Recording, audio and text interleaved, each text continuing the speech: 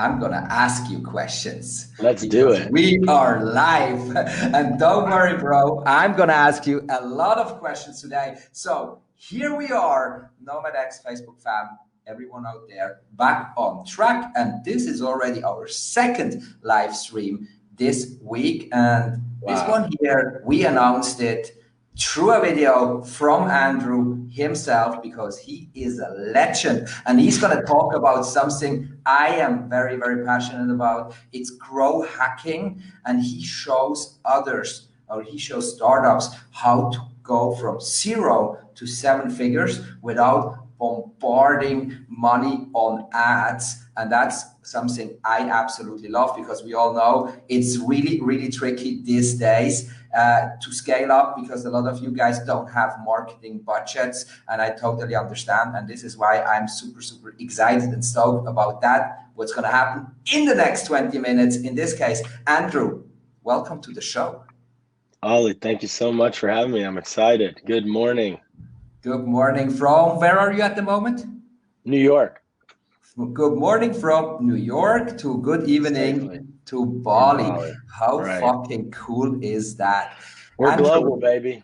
We're global. We're streaming all around the world. Last week I think you really liked that one. We talked to Casey Fenton, and I mean you talked to me about that, and this guy, he was in Alaska, and I was even more extreme. So we were like, boom, once around the globe. But here we go, not talking about anyone else than you today. So Andrew, to start with, just give us an introduction about yourself, who you are and what you do for a living. Absolutely. So for the last 15 years, I've been focused on early stage startup growth. What that means is a lot of times assisting companies that don't have a lot of resources to grow. So, you can see tons of Facebook ads for courses and cheat sheets and ebooks on how to scale your business, but I've actually been working with founders to leverage what they do have, hack existing communities, hack their product, and scale efficiently without big marketing budgets. And I've taken 3 companies to multi-million-dollar exits as a head of marketing, all without raising an A round. So very limited financial resources. How do you grow that company? And then as a consultant, I've helped companies scale to raising over $20 million. And I've been a digital nomad for 10 years. I've been to 75 countries and a remote worker from about 20 or so of those over the past 6 years, full-time remote working. And yeah, just really excited to see what's happening worldwide with the community. I think, it's an obvious silver lining to the coronavirus that now everybody's working remotely, and, you see this global community growing a bunch. And so I'm really excited to be here and just share, as everybody is, in some different version or stage of their online career. I think that a lot of people don't realize that, you don't need to wait for a bunch of money coming in to be able to do efficient and effective marketing. So that's what I'm here to share. Awesome, bro. Absolutely love it. As I said at the introduction, I think what you are teaching, what you're preaching, and what your skill set is so highly valuable these days. So Andrew, let's just jump straight in. Let's drop these value bombs. Let me ask you a question to start with, because I mean, like the way we announced you, how to scale your startup from $0 to multi-7 figures. That sounds like a big promise. So for someone who's really at the very beginning at these days, and they're building a startup and they don't have a lot of budget for marketing, how do they do it? Where do we start with that? Great question. So the first place you're always going to want to start is in your product, right? And a lot of times if you're a tech founder or if you're, the builder, you're ignoring marketing until, we're going to wait. We think this product's going to be amazing. The product is going to do a lot of the marketing for us.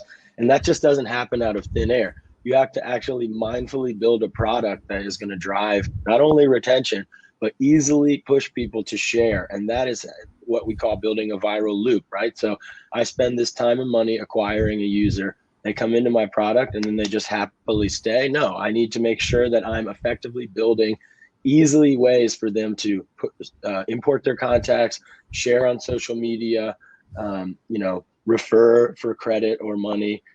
So the first thing I'm always going to do no matter how much money you have, is I'm going to draft out my customer journey, make it look like a funnel, and I'm going to find and identify users at every step of that funnel and communicate with them and discuss with them, see what's holding them up, see how happy they are. Are they delighted with what you're selling?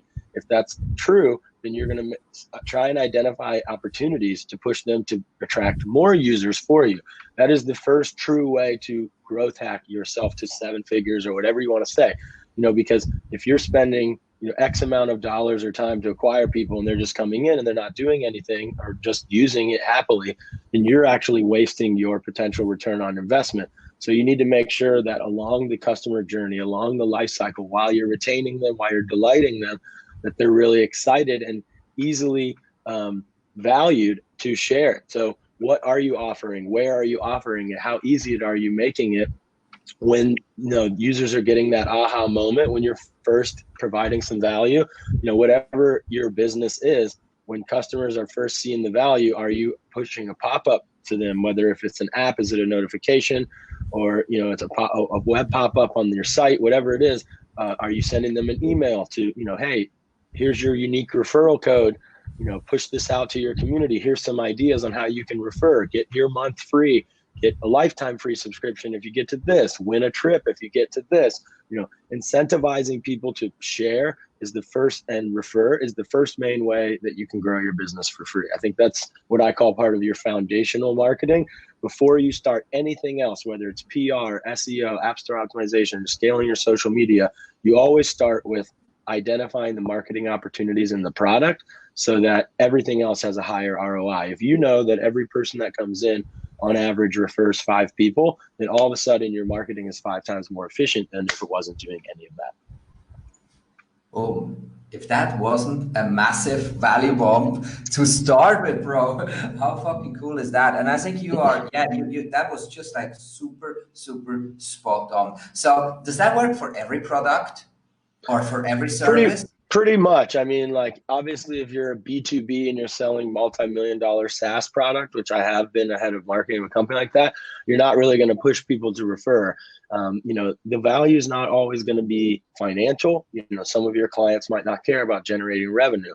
Then it has to be something that they are going to care about, so either, getting a month free in the product or getting a better version of your product or service, so you have to figure out, where are people really happy using my product? Why would they want to refer other people? And how can I make it like one click easy for them? So it could be as little as, sending them an email. Here's a pre-written tweet to push out, really help us out, or give us some feedback on the product. Here's a 30-minute Calendly link to talk with our CEO about what you like, in figuring that out and removing that friction. That qualitative data is sometimes going to give you more than any of your analytics ever would. So you might not always be getting people to push to others, but getting that internal feedback, really solidifying the product, is really the first thing.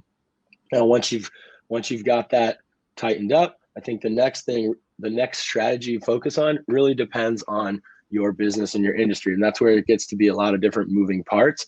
But if you're, the easiest way to decide that really is, if you break all marketing down into 2 spots, there's paid and unpaid marketing.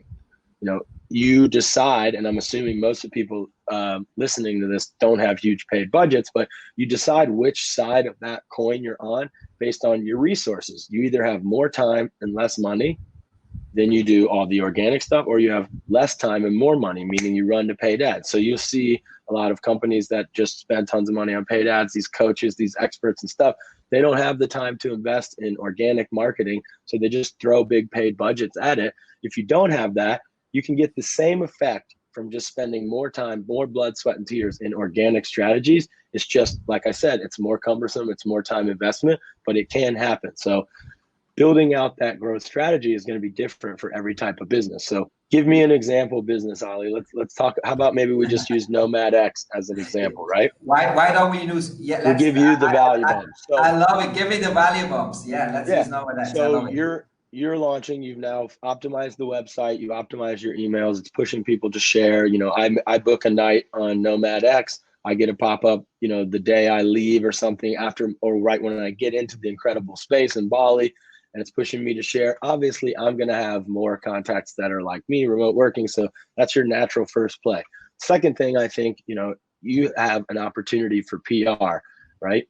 PR, public relations, PR marketing, there's many different names, but all it really comes down to is three main parts. But the definition of PR is just about getting yourself in the media, getting yourself out in the stories in front of your potential audience that is going to not only provide value for them and let them learn about you, but it's going to tell them everything they need to know to convert. I often see that PR traffic is almost as high quality as direct traffic because they're reading a long story about you. They're converting themselves before they ever click and come through your website. So very high quality traffic, very high amount of leads come in through this. I've launched a lot of businesses with PR. I think it's one of the number one strategies.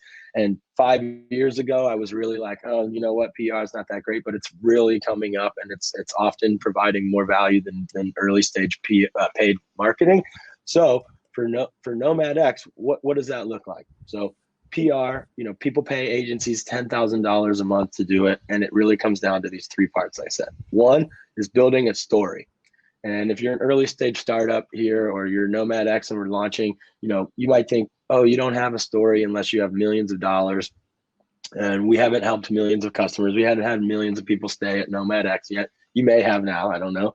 But you're actually not right. You're shooting yourself down. And the same thing as when you go to pitch a VC, if you're a startup and you haven't made money yet, you're nervous. You have to envision that you're bigger. You have to fake it till you make it. One of my favorite sayings. So the same thing goes with PR. You have to talk about the future, the problem that you're solving. You have to leverage what you do have. So, Ollie has this incredible community of remote workers that is the hottest story in the world right now. So you craft a story about what you're doing for the sharing economy, what you're doing for small businesses, what you're doing for remote workers, and how that is really a big, important part of the story. And the second part, after you've built that story, is build a list of people who have an audience that you're interested in, or people who are interested or might be interested in telling that story.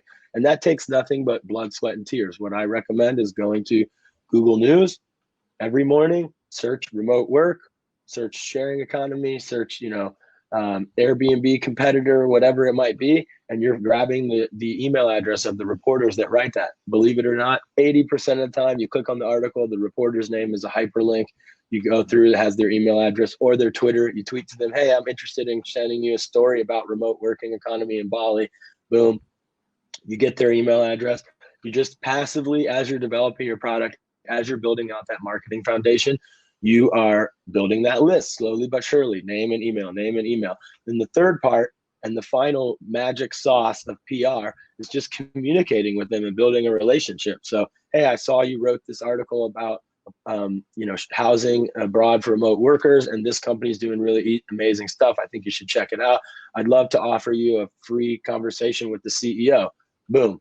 And you don't email it as yourself. Email it as, some employee of yours, makes your organization look bigger.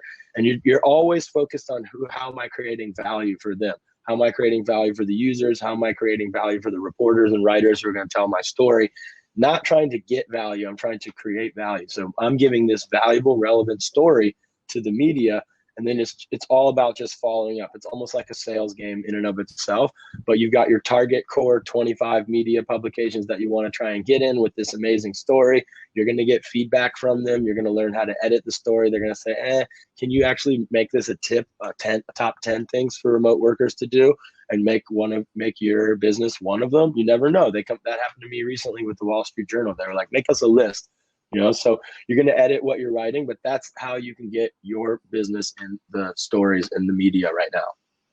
Boom. So that's the way to go, right? So what you're just saying, and I couldn't agree more, is like you need to have the exposure, you need to have the media, and you need to wrap that all up in a perfect story. So you take people on a journey, and then you start to build up that list slowly, right, step by step. It's all slow. And it's a long process, right? There is no shortcut to it.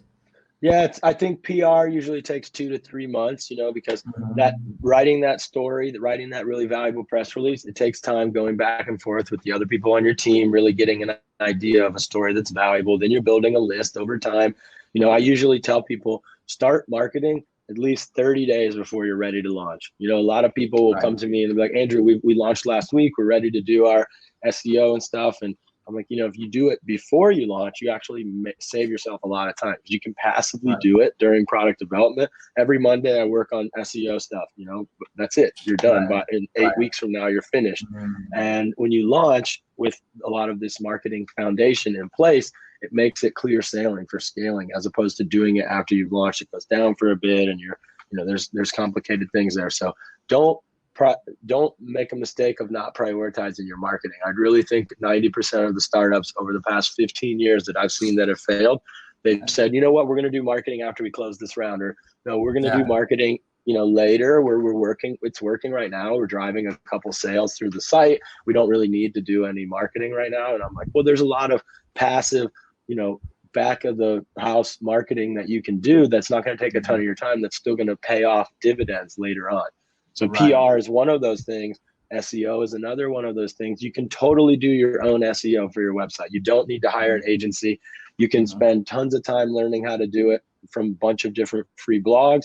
I have an online course that Ollie's going to tell you about that tells you how to do your own PR and your own SEO. But again, it really breaks down to 3 major things. So if you're listening to this and SEO is probably, or search marketing is a really big, important part of your business, I can tell you right now that SEO is not a very complicated thing. It definitely is a trial and error thing, but it's all about time investment. And again, it breaks down into 3 major things. So obviously it breaks down into 2 major things. First, it's on-page and off-page SEO. So what are you doing on your site to tell Google that you're relevant for these keywords? And what are you doing off of your website to tell Google that you're relevant for these keywords? So on-page is actually the only real important part of SEO. There's going to be people that know SEO. They're going to listen to this and I'm going to get an argument in the comments with them, but you cannot grow at all if you don't have on-page SEO. If you only do off-page, nothing's going to really happen for you. But if you only do on-page, you're still going to get organic results and you're going to scale your organic traffic. So that's where I want you to focus with the couple minutes that we have left here. And the first part of that is just focusing on the keyword density of the text of your website. Anybody can do. You don't need to be a developer. You Control A, copy all the text of your website, paste it in a document, identify the keywords through keyword research that you want to rank for, and just keep rewriting the text of your website until you have a high keyword density of that text without being a douche and without having bad user experience. You can't fake Google. You always have to have good readability and a good user experience.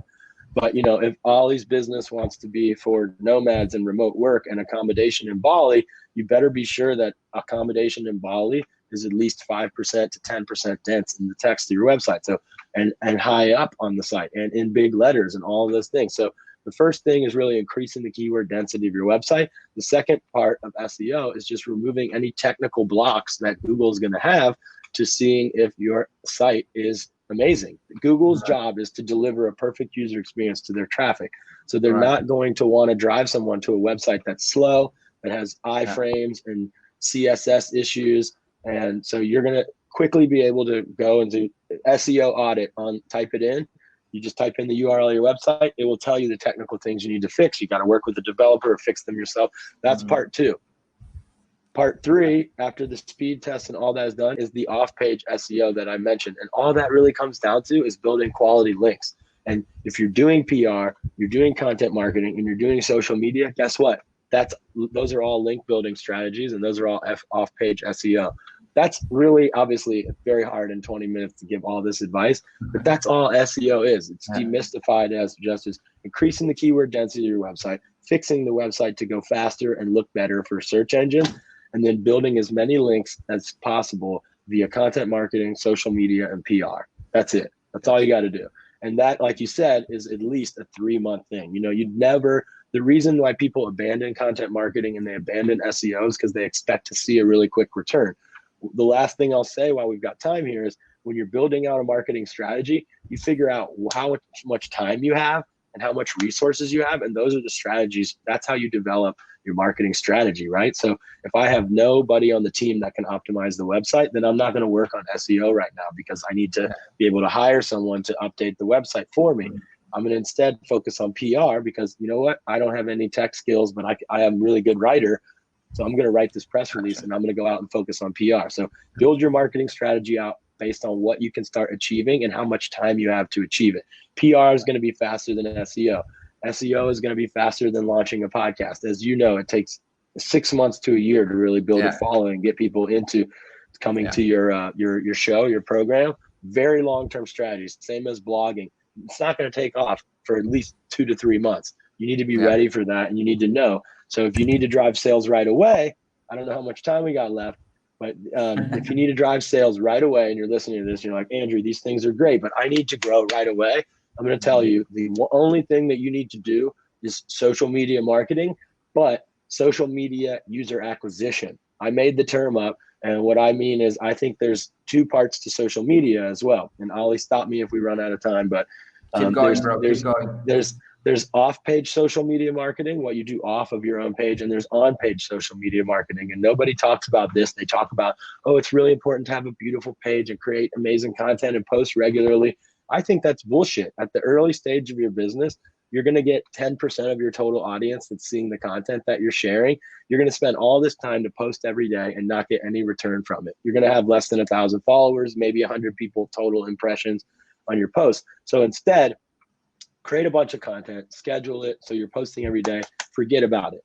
Then you're spending your time going off of your pages to engage with people on groups like Ollie's, forums on Reddit that are targeted, TripAdvisor of your travel business, using social media monitoring tools like TweetDeck and Hootsuite to monitor people using hashtags and keywords that are related to your business, and then engaging with them, giving them a link, giving them a discount, giving them value, pushing them to go and use your business. That is how you can immediately start driving sales with no budget from day one. It's absolutely a hustle. It's totally a large time investment thing. You become obsessed with it. But if you have TweetDeck and you have 10 columns up like that are the hashtags and keywords related to your business. So if you're Ollie and someone's like, can't wait to move to Portugal, or I want to move to Bali, and you drop in, hey, if you move to Bali, here's 10% off accommodation. Boom. You have someone on your team doing that all day, because, you know, there's millions of people talking about becoming a remote worker. They don't know where they're going to move. They don't know where they can stay for cheap with good internet. You know, you're identifying these people who you're creating value for. There's no such thing as targeted spam. I always say that. So you might be hitting someone with an unsolicited message, but there's so many value bombs, as Ollie says. There's so much value in the message that it's not spam. It's you trying to help me. So that's how you can actually drive sales right away through social media. And you'd be surprised. I have about, in the past 10 years of doing that, about a 40% response rate and about a 10% conversion rate across all projects. So if you really get it right with the value and the message, you can expect 1 out of 10 people that you send the message to purchase or convert on what you're sending to them. Wow. Fuck me, man. Boom. So Nomad X community, I promised you value bombs, and we've seen a lot of value bombs here, but that was just like, that fired up as hell. Thank you so much, Andrew. Thank you so much for sharing that knowledge. That was pure gold. That's what I want to give. That's so cool. So let me tell you, community, let me tell you what's going to be next. So here's how we going to keep going, because as I said, always we keep it down to 20 minutes. That's my promise. And we're already over time, but that's totally fine. I'm sorry. No. Don't be, please never ever be sorry by creating value. That's exactly what we want to have. True. That was absolutely awesome. So Andrew is going to be one of our Nomad experts in the next few days. So we're going to feature him on the website as well, which means he obviously has an awesome online course where you can learn these tactics and these skills more in detail. So we're going to let you know about that in the next few days. What we wanted to do today was like a very valuable wise introduction to all the talents we have here on the show. And I think that was just perfect. So community, keep an eye, and I will let you know once we are live with Andrew's course, and then you can check it out more in detail.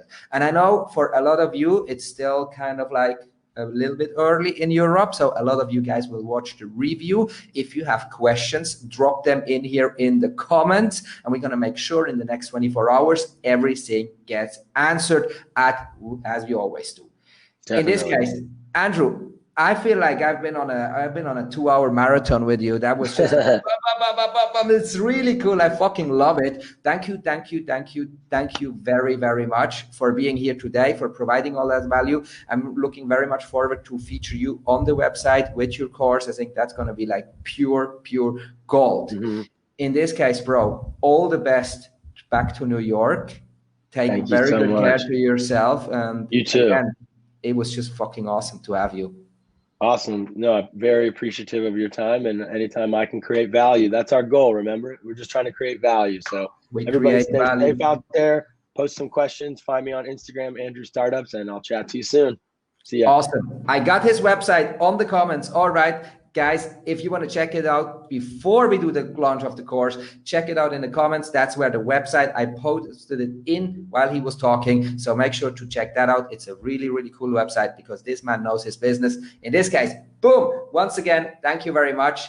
Going to see you all later on.